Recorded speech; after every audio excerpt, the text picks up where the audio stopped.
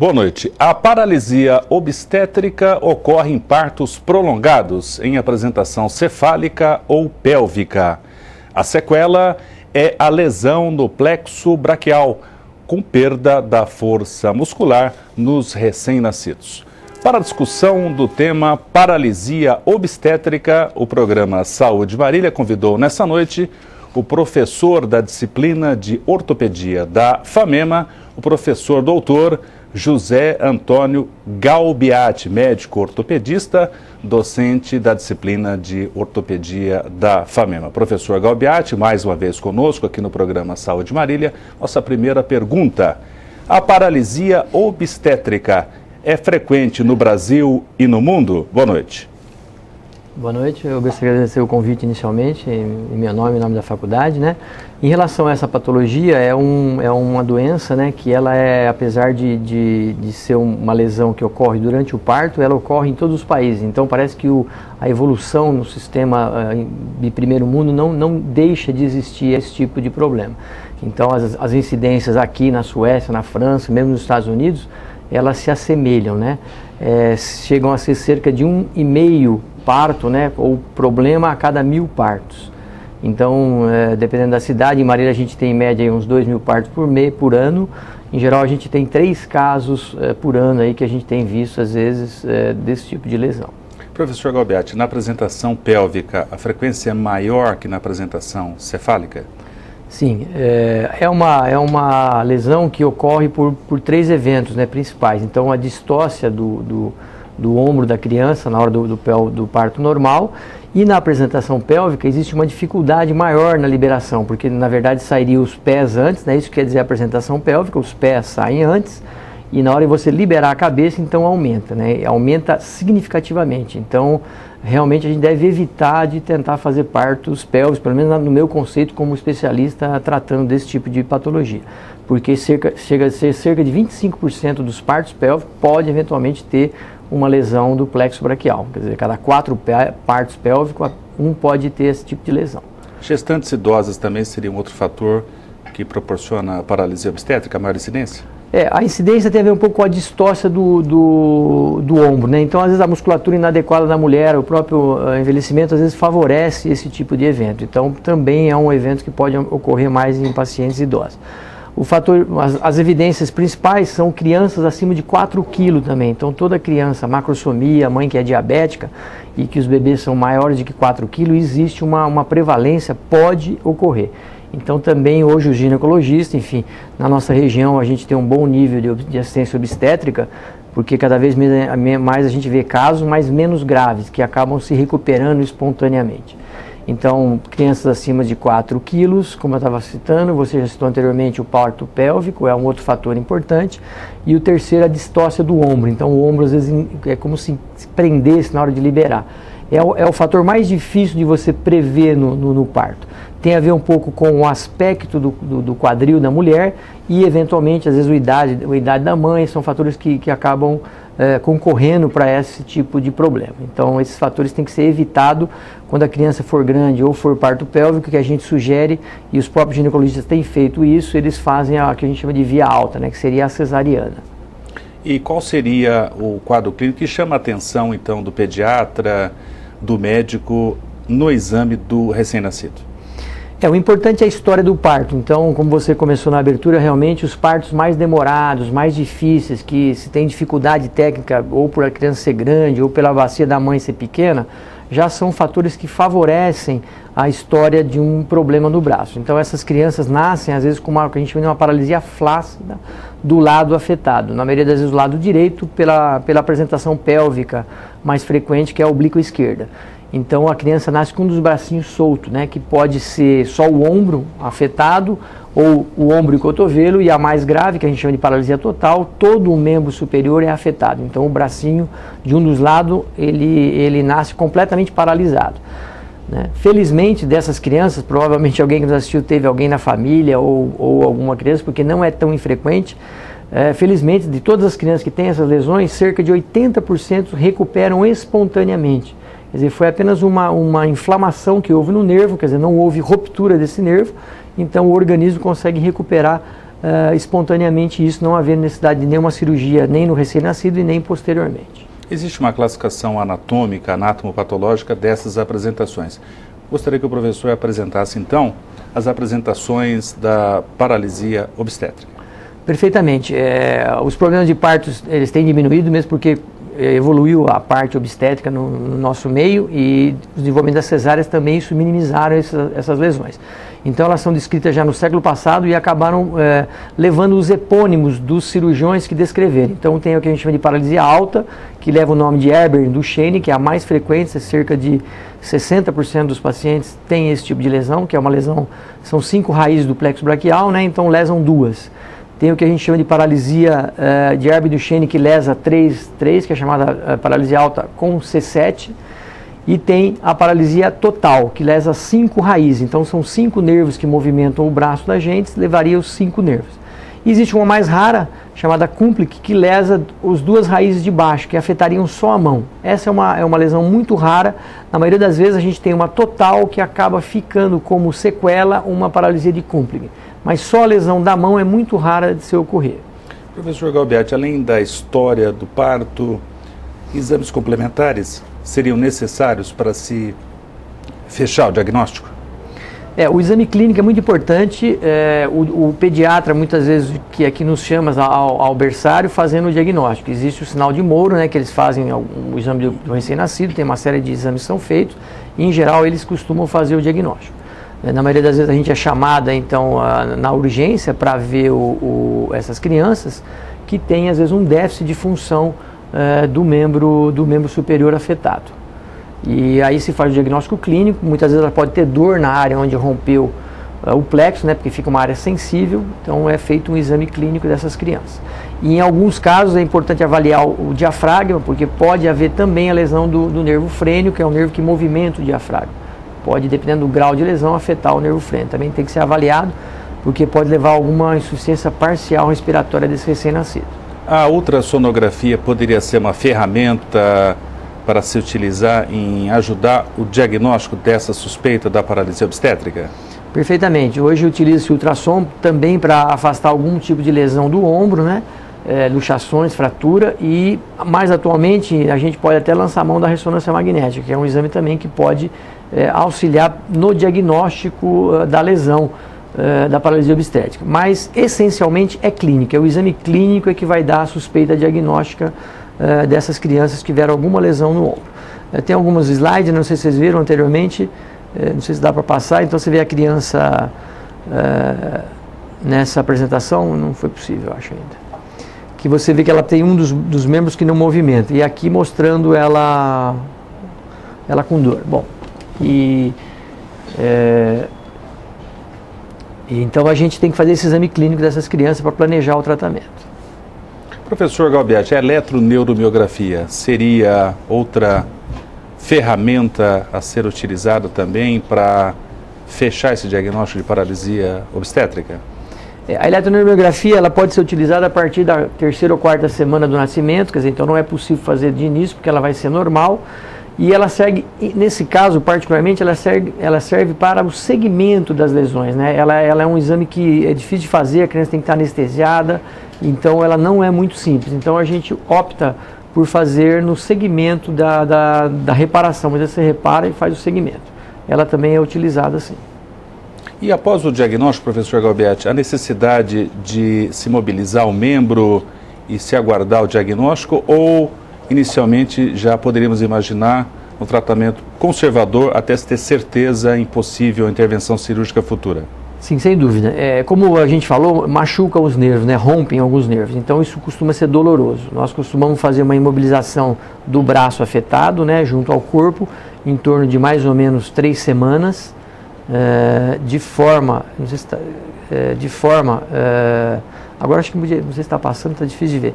Então aí a gente está fazendo o teste da criança, né? Então a gente imobiliza um membro para poder avaliar e melhorar o quadro de dor dessas crianças. Aí 3 semanas. O reflexo de Moro que poderia ser feito para suspeita da paralisia obstétrica. Exatamente, para ver se você tem lesão da criança. Daí posteriormente você faz um acompanhamento em torno de 3 semanas para ver se a gente vai ter, de 3 meses, ou melhor dizendo, se você vai ter uma recuperação. No caso, você vê que a mão da criança, a gente chama de sinal de preensão, então a criança ela não mexe o ombro, mas a mão você dá o dedo, ela prende. Então é sinal que a lesão foi alta, né? É uma lesão parcial, com o melhor prognóstico. Ao contrário da lesão baixa em que se perde a preensão palmar. Perfeitamente. A criança perde a preensão palmar e ela é mais grave. E, em geral, a gente costuma seguir essas crianças até 3 meses de vida. Se não houver uma recuperação do movimento do cotovelo, faça uma exploração do plexo braquial. No caso, o diapositivo está mostrando uma criança já com alguns anos, né, que ficou com uma sequela, que acabou não procurando tratamento e chegou aí para a gente com 4, 5 anos de idade com essa sequela que a gente chama de sinal do corneteiro. Então, para ele pôr a mão na boca, ele faz como se fosse um corneteiro, demonstrando que o membro superior não está trabalhando de forma adequada, né? Então, basicamente, nesse congresso que nós vamos falar agora em Belo Horizonte, a gente vai se ater mais a esses casos, que seriam aqueles pacientes que evoluíram com alguma sequela e a gente precisa fazer uma correção dessas sequelas. Existe a possibilidade? Complementares. Existe a possibilidade, professor Galbiati, de o RN, o recém-nascido, ter alta e esse diagnóstico ser realizado fora do hospital pela mãe?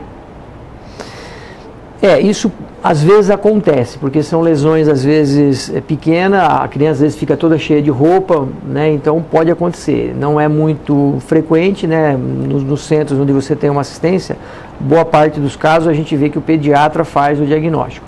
Naqueles casos mais frustos, pode às vezes passar desapercebido. Como a gente discutiu, a patologia tem vários graus de incidência e de gravidade.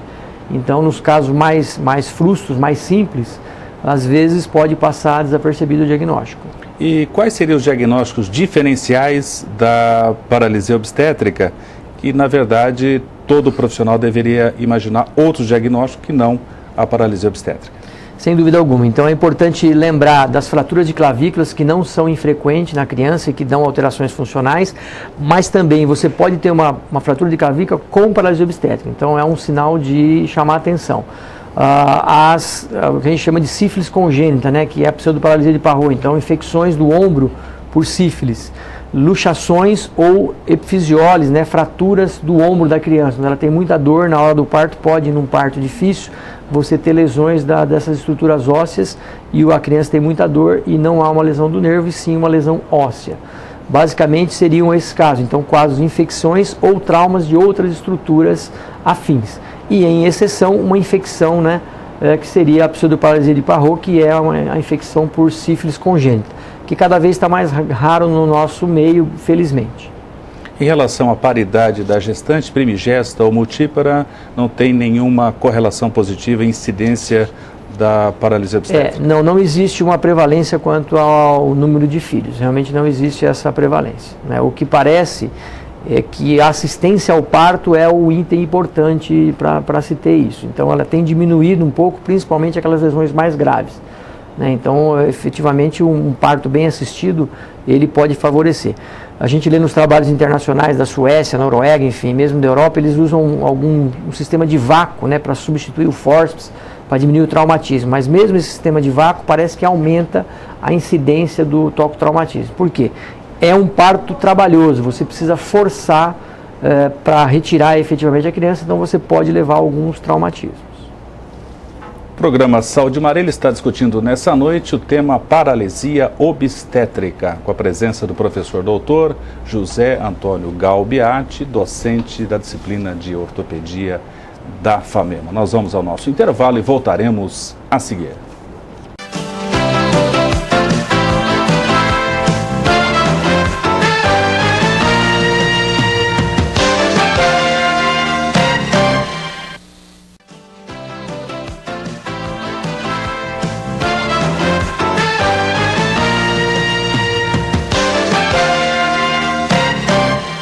Voltamos com o Saúde Marília e seu bloco final, nessa noite debatendo o tema paralisia obstétrica, com a presença do professor doutor José Antônio Galbiati, docente da disciplina de ortopedia da FAMEMA.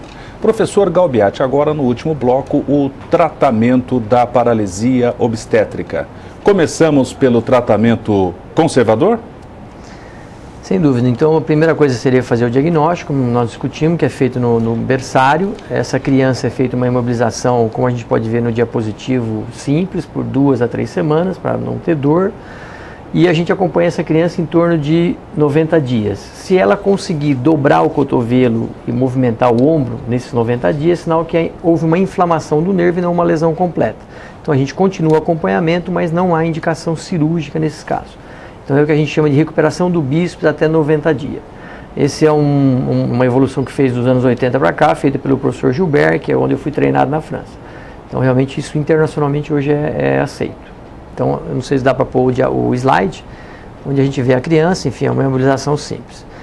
Se depois de 3 meses não houver a recuperação do movimento do ombro, então tem indicação de se fazer a cirurgia, né? Então aí no caso o exame, né, como a gente falou, a criança já está com o movimentozinho do cotovelo, como a gente pode ver, então nesse caso o tratamento é conservador, sem cirurgia, né? Se você não houver regressão, então aí a gente tem uma indicação de se fazer o procedimento cirúrgico. Então aí tem todo um fluxograma, acho que não é um objetivo, né? E aí, em alguns casos, a gente faz uma cirurgia, como vocês estão vendo, faz uma via de acesso a partir do 4º, 5º mês, onde a gente faz a reparação neural, né? A gente sutura os nervos fazendo enxerto e religando esses nervos para reativar o movimento do membro superior. Professor, e qual é o timing, qual é o momento em que abandonamos o tratamento conservador e já começamos a pensar no tratamento cirúrgico? Nessa fase aguda, então, no 3º, 4º mês, se a criança não tiver uma boa recuperação funcional, cerca de 80% das crianças têm essa recuperação, felizmente, então a grande maioria que a gente faz o diagnóstico não precisa ser operado na fase aguda, a gente acompanha 3, 4 meses, depois continua o acompanhamento dessas crianças, né?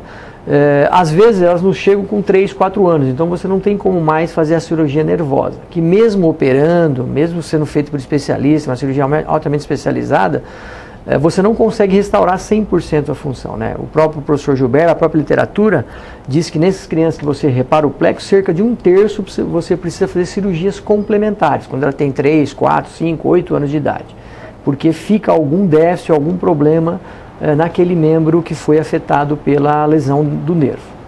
Até o ato cirúrgico, qual a importância da fisioterapia antecedendo o ato cirúrgico? Perfeito. Essa é uma patologia, é um problema, uma doença que é de tratamento multi e interdisciplinar, né? Eu até trouxe alguns diapositivos porque nós precisamos de vários profissionais.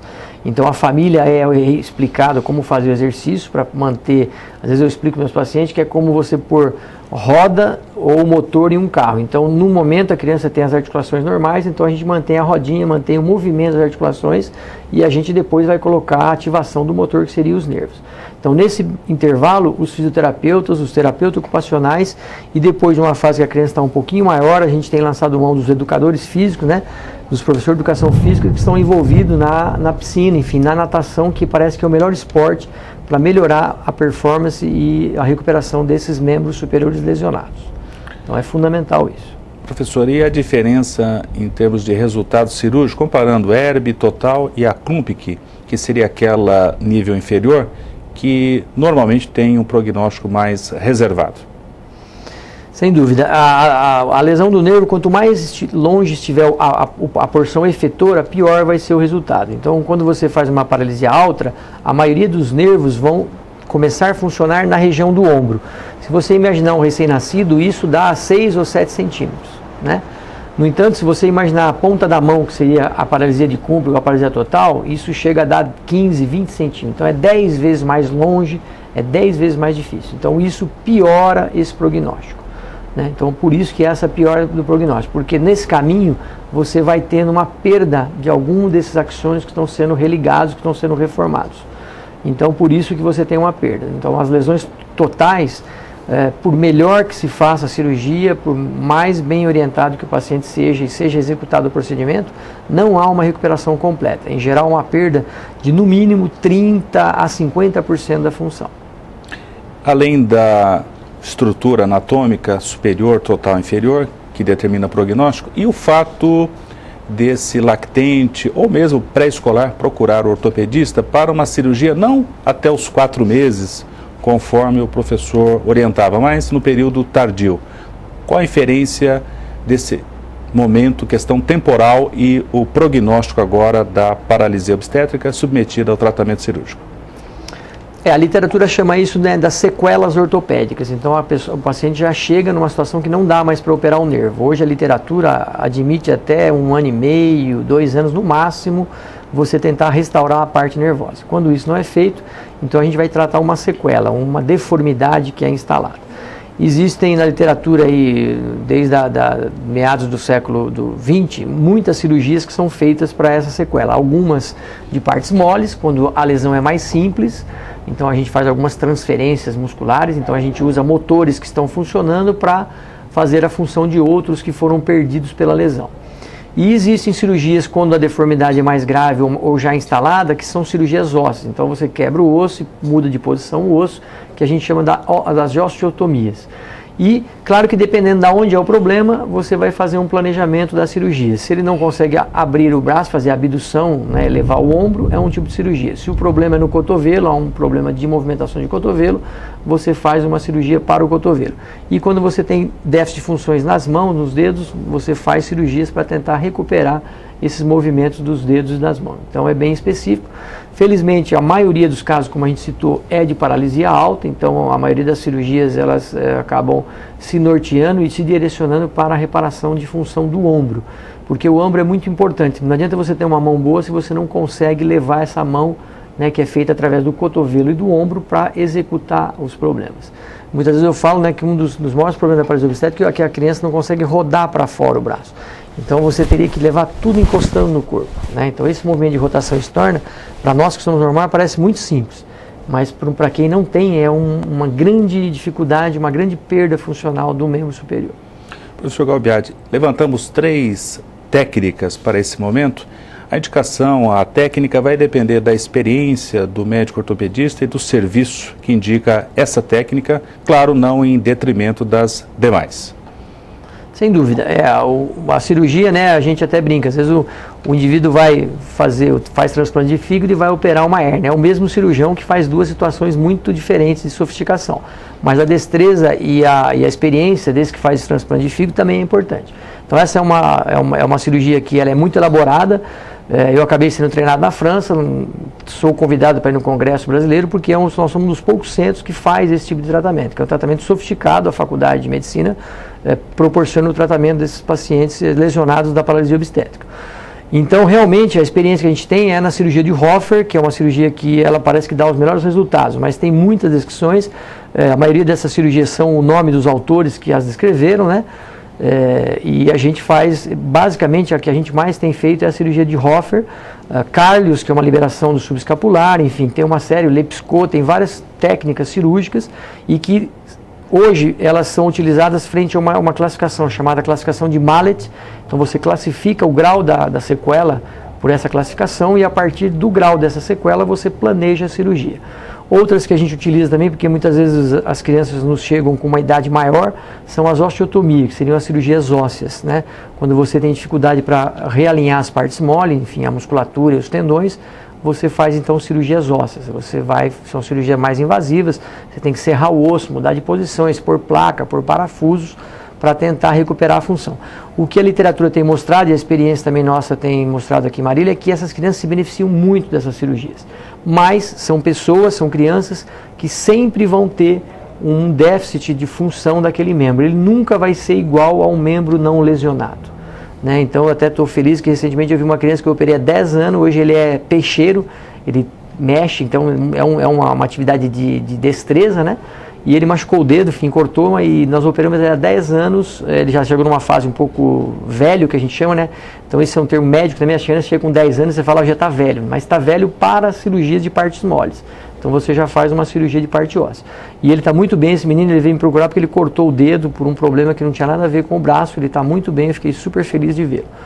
E é interessante porque é uma patologia que você vê as crianças crescendo e mudando esse conceito, né? Na visão do professor, nos últimos anos, mudou-se o tempo diagnóstico mais precoce ou o resultado cirúrgico, ou os resultados cirúrgicos são melhores agora nos últimos anos? Eu acho que houve uma melhora, né, da assistência da medicina no nosso país, apesar do que a gente começou no início da discussão, que mesmo em países desenvolvidos como a Suécia, como os Estados Unidos, como a França, existe paralisia obstétrica. Na França, enfim, no mundo todo tem essa lesão. Mas a evolução da assistência ao parto tem diminuído muito a gravidade e as técnicas cirúrgicas também têm beneficiado essas crianças. Então, até os meados dos anos 80, não eram feitas cirurgias do plexo braquial. Por quê? Havia um alto índice de óbito. Você imagina fazer uma cirurgia grande numa criança com 3 meses de idade. Então, muitas vezes a criança não morria pelos procedimentos cirúrgicos, mas morria pela anestesia, que era muito complicada, você ficar 6, 7 horas com uma criança anestesiada. Então, eles são muito lábeis, né? Quanto mais nova a criança, mais lábil é. Todos nós sabemos disso aí no próprio cotidiano. Então, isso também houve uma grande evolução. E na técnica cirúrgica, o microscópio, as pinças, a própria cola de fibrina, que é uma cola que se utiliza para melhorar o tempo cirúrgico, tem melhorado e dado uma possibilidade cirúrgica para essas crianças. Isso faz 30 anos que essas cirurgias estão sendo feitas. Antigamente não eram feitas, se tratava apenas as sequelas, não se operava a criança recém-nascida. Então é relativamente recente a mudança desses procedimentos.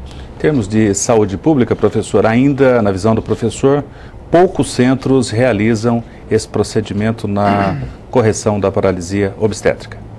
É um procedimento sofisticado, existe poucos centros que têm treinamento para isso, né? Então a gente acaba fazendo em Marília porque eu treinei fora do Brasil para fazer esse tipo de procedimento e a gente na FAMEMO faz esse tipo de procedimento na nossa clínica privada também nos pacientes que apresentam esse tipo de lesão. Felizmente a maioria dos nossos pacientes, como no mundo todo, acabam recuperando sem precisar serem operados. Mas acho que é importante o acompanhamento até para a orientação desse segmento que a gente discutiu anteriormente, que seria a orientação da fisioterapia, da terapia ocupacional, de um esporte adequado e até de adequação de tipos de trabalho para essas crianças. O suporte emocional e psicológico também é muito importante, né? Porque essas crianças também precisam de um suporte e nós sabemos também que os pais precisam desse suporte, porque também é angustiante esse tipo de ter alguém na família com um pequeno problema, por menor que seja, é sempre uma coisa que angustia, que leva a algumas limitações de relacionamento interpessoal das famílias. Estamos chegando ao final do programa Saúde Marília e, inclusive, o professor estará, nesse mês de maio, participando de um congresso, nesse tema, inclusive, em Minas Gerais, onde o professor estará com outros professores de outras universidades debatendo este tema e representando a FAMEMO. A expectativa do professor, então, para esse congresso? O congresso vai se dar em Belo Horizonte, é o Congresso Brasileiro de Cirurgia da Mão, é um evento anual, né?